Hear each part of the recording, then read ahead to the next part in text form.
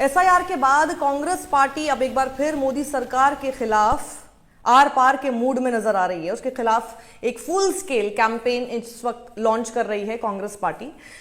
विकसित भारत रोजगार और आजीविका मिशन ग्रामीण यानी वीबीजी राम जी कानून लागू होने के बाद कांग्रेस ने देश भर में मनरेगा बचाओ संग्राम की घोषणा कर दी है। आपने अभी तक देख लिया होगा, एक बार देख लीजिए पूरा कार्यक्रम जो है मैं आपको इस वक्त स्क्रीन पर दिखा रही हूं। और इस नाम से आंदोलन की घोषणा की है महात्मा गांधी राष्ट्रीय ग्रामीण रोजगार गारंटी योजना यानी मनरेगा। आप सब लोग इससे वाकिफ हैं कि क्या करता है। इसको बचाने के लिए कांग्रेस के मुताबिक ये आंदोलन 3 चरणों में किया जाएगा। पार्टी ऑफिस में ही, पार्टी का जो मुख्यालय है वहां पर प्रेस कॉन्फ्रेंस को संबोधित करते हुए कांग्रेस के जो महासचिव हैं केसी वेणुगोपाल, उन्होंने कहा कि सीडब्ल्यूसी ने मनरेगा पर भविष्य की रणनीति को अंतिम रूप दे दिया है और मनरेगा बचाओ संग्राम नाम के एक सुव्यवस्थित आंदोलन को मंजूरी दी है। पहला चरण 8 जनवरी को पार्टी के प्रदेश कार्यालयों में महासचिवों और प्रभारियों की मौजूदगी में पूरे दिन की तैयारी मीटिंग के साथ शुरू होगा। 10 जनवरी को जिला कांग्रेस समितियों के ऑफिस में जिला स्तरीय प्रेस कॉन्फ्रेंस होगी, जिसके बाद 11 जनवरी को जिला मुख्यालयों में महात्मा गांधी और बीआर अंबेडकर की मूर्तियों के सामने एक दिन का उपवास रखा जाएगा। कांग्रेस पार्टी के मुताबिक आंदोलन का दूसरा चरण 12 जनवरी से 30 जनवरी तक चलेगा और इस दौरान सभी ग्राम पंचायतों में पंचायत स्तरीय चौपालें लगाई जाएंगी। साथ ही कांग्रेस अध्यक्ष का एक पत्र भी बांटा जाएगा। केसी वेणुगोपाल ने आगे कहा कि विधानसभा स्तर पर नुक्कड़ सभाएं और पर्चा बांटने की भी योजना है और 30 जनवरी को शहीद दिवस पर कांग्रेस पार्टी मनरेगा मजदूरों के साथ वार्ड स्तर पर शांतिपूर्ण धरने देगी। फिर तीसरा चरण शुरू होगा 31 जनवरी जो कि जिसमें 6 फरवरी तक डीएम ऑफिस पर जिला स्तरीय मनरेगा बचाओ धरने दिए जाएंगे और इसके बाद 7 फरवरी से 15 फरवरी तक विधानसभा भवनों का राज्य स्तरीय घेराव किया जाएगा। और फिर 16 से 25 फरवरी के बीच देश भर में कांग्रेस की 4 बड़ी रैलियां होंगी। लेकिन कांग्रेस जिस मनरेगा के लिए मोदी सरकार से टकराने जा रही है, पहले उसे बिल्कुल आम भाषा में मैं आपको समझाने की आज कोशिश करती हूं। इस वीडियो को अंत तक देखिएगा। उससे पहले मैं आपसे अपील कर दूं कि इस वीडियो को आप शेयर कीजिएगा। अभी तक सब्सक्राइब मुझे नहीं किया है तो साक्षी जोशी यूट्यूब पर जाकर सब्सक्राइब करें। तो अब देखिए, एक तरफ मनरेगा है जो कि गरीब और मजदूर के हाथ में रोजगार देता है, वहीं दूसरी तरफ है वीबीजी राम जी कानून, जिसे मोदी सरकार तो क्रांतिकारी बता ही रही है हमेशा की तरह, हर कानून की तरह। लेकिन लूप होल इतने हैं कि आप सुनेंगे तो माथा पकड़ लेंगे और इतने ज्यादा निटिग्रिटीज है, इसलिए मैं आपको एक एक चीज पढ़ के बताऊंगी, क्योंकि ऐसे ऐसे फैक्ट ढूंढ के लाई हूं जो कि खुद ही ये एक्सपोज हो जाएंगे। अब सुनिएगा।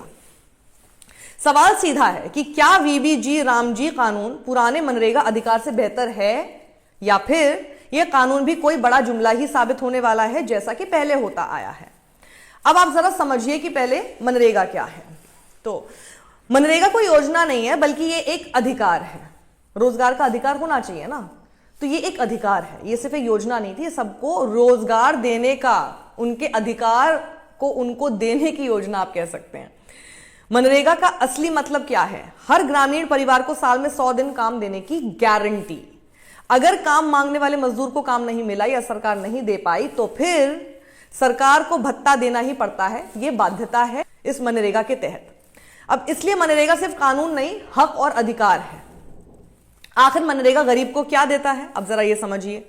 जो लोग इसके तहत काम कर रहे हैं, रोजगार पा रहे हैं और उसकी वजह से पैसा मिलता है उनको, वो तो समझ ही गए होंगे कि क्या होता है मनरेगा और उससे उनकी आजीविका किस तरह से चलती है। और मनरेगा को इस तरह से चेंज कर देना कितना ज्यादा उन लोगों के लिए प्रभाव डालेगा। लेकिन बाकी लोग जो कि नहीं समझते हैं उनको जरा समझा दूं, बहुत जरूरी है, क्योंकि ऐसे ही होता है। ऐसे कानून लाए जाते हैं, ऐसी चीजों पे लाए जाते हैं जहां पर पता है कि लोग ज्यादा इसके बारे में सोचेंगे ही नहीं, आपको पता ही नहीं चलेगा कि कहां पर क्या कर गए लोग। तो आखिर मनरेगा गरीब को क्या देता है? काम देता है, मजदूरी देता है और बैंक खाते में सीधा पैसा। गांव में ही रोजगार देता है और पलायन से राहत देता है। भाई आपको कहीं और जाने की जरूरत ही नहीं, आप अपने परिवार के साथ अपने गांव में ही आप रह सकते हैं, क्योंकि आपको रोजगार की जो गारंटी वहां पर मिल रही है। तो सीधी भाषा में कहूं तो मनरेगा मतलब है भूख के खिलाफ एक सुरक्षा कवच। कोरोना याद है आपको, सूखा, महंगाई, हर संकट में मनरेगा के अधिकार ने गरीब का साथ दिया है। यह डेटा बोल रहा है। डेटा जो कि सरकार बहुत ज्यादा फॉलो नहीं करना चाहती, लेकिन डेटा ही है जो कि आपको सच्चाई बताता है। और ये डेटा ने हर बार साबित किया है कि किस तरह से मनरेगा ने हमेशा गरीबों को बचाया है, ऐसे मुश्किल समय में भी। लेकिन अब जरा इसमें पेच समझिए कि मोदी सरकार ने क्या किया है। केंद्र सरकार ने 20 साल से चले आ रहे मनरेगा कानून यानी Mahatma Gandhi national rural employment guarantee act की जगह एक नया कानून बना दिया है। इस कानून को नाम दिया गया विकसित भारत गारंटी फॉर रोजगार एंड आजीविका मिशन ग्रामीण यानी VBG रामजी। कांग्रेस के नेतृत्व वाली यूपीए सरकार साल 2005 में मनरेगा कानून लेकर आई थी, जिसके तहत ग्रामीण इलाके के परिवारों को साल में 100 दिन रोजगार की गारंटी थी। नए कानून में इसे साल में 125 दिन करने का प्रस्ताव है। विपक्ष का आरोप है कि इस स्कीम में केंद्र सरकार को राज्यों की तुलना में ज्यादा अधिकार हैं, जबकि राज्य सरकारों को पहले की तुलना में ज्यादा पैसा खर्च करना होगा। तो अधिकार किसको मिल रहा है? सेंट्रल गवर्नमेंट को। और पैसा कौन खर्च कर रहा है इसमें ज्यादा? राज्य सरकार। तो देख रहे हैं कहां कौन सा रूट किधर जा रहा है, फायदा किसको हो रहा है। बहुत चालाकी से, यानी आप एक वाक्य में समझिए तो क्रेडिट हमारा, खर्चा आपका। साथ ही विपक्ष का आरोप है कि मनरेगा जैसा कानून जिसमें महात्मा गांधी का नाम भी शामिल है, उसे हटाकर सरकार महात्मा गांधी का अपमान कर रही है। भाई महात्मा गांधी का नाम क्यों आप हटाएंगे? वैसे तो 30 जनवरी पे जाके और 2 अक्टूबर पे जाके पूरा श्रद्धांजलि, श्रद्धा सुमन सब दिए जाएंगे, फोटो ऑप की जाएगी, दुनिया भर में बहुत बड़े बड़े ज्ञान दिए जाएंगे। लेकिन जहां पर एक एक्ट है, एक कानून है जो कि चल रहा है महात्मा गांधी के नाम से, उसको आप बदल रहे हैं, तो बदलते हुए आपने उसका महात्मा गांधी वहां से शब्द क्यों हटा दिया? वहां से उनका नाम ही क्यों हटा दिया? अब जरा समझिए कि VBG रामजी बिल क्या है और मनरेगा से ये कैसे अलग है। ये बिल कानून बन चुका है, यानी 20 साल पुराने मनरेगा की जगह ये ले चुका है।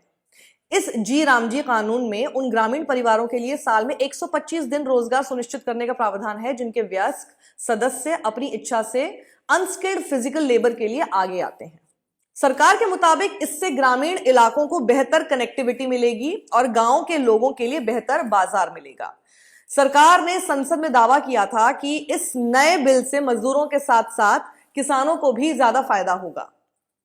अब मनरेगा और रामजी कानून में फर्क क्या है ना, ये फर्क ही है जो कि सबसे बड़ा पेंच है और जिसकी वजह से कांग्रेस पार्टी एकदम लामबंद हो गई है, सड़क पर आने की कोशिश कर रही है, जगह जगह प्रचार करेगी और एक पूरा फुल स्केल कैंपेन लॉन्च कर रही है मोदी सरकार के खिलाफ। तो इस फर्क को जरा समझिए। मनरेगा में प्रावधान है कि मजदूरों को दी जाने वाली मजदूरी का पूरा खर्च केंद्र सरकार उठाएगी, जबकि सामान वगैरह का खर्च राज्य सरकारें एक निश्चित अनुपात में उठाएंगी।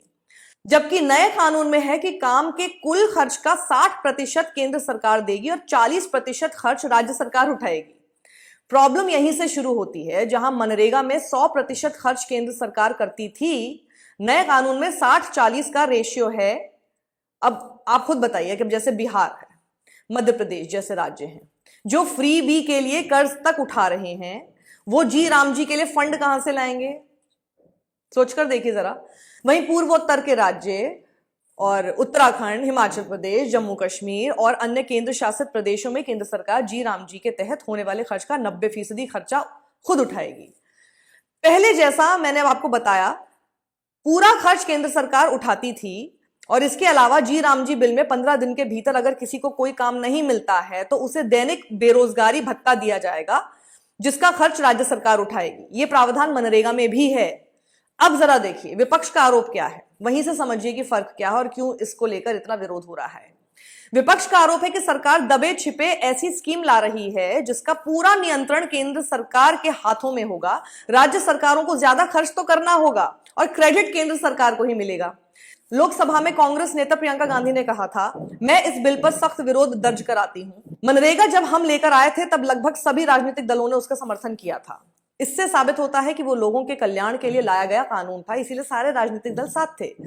नए बिल में केंद्र सरकार को ही सभी अधिकार दे दिए गए हैं और वो तय करेगी कि किस राज्य को कितना फंड देना है, जबकि मनरेगा में फंड के निर्धारण में गांवों की पंचायतों की भूमिका भी थी। प्रियंका गांधी ने यह भी कहा कि पहले की सरकारों की हर योजना का नाम बदलने की सनक समझ से परे है। प्रियंका ने जी राम जी बिल को स्थायी समिति के पास भेजने की मांग करते हुए कहा, बिना चर्चा और सदन की सलाह लिए इस विधेयक को पास नहीं किया जाना चाहिए, इसको वापस लेना चाहिए और सरकार को नया विधेयक लाना चाहिए और इसे गहन जांच पड़ताल और व्यापक चर्चा के लिए कम से कम स्थायी समिति के पास भेजा जाना चाहिए। लेकिन यह बिल अब लोकसभा और राज्यसभा में पास हो चुका है और राष्ट्रपति की मंजूरी के बाद कानून बन भी चुका है और अब विपक्ष सिर्फ चिल्लाता रह गया, सरकार ने एक ना सुनी। हमेशा की तरह ऐसी होता है।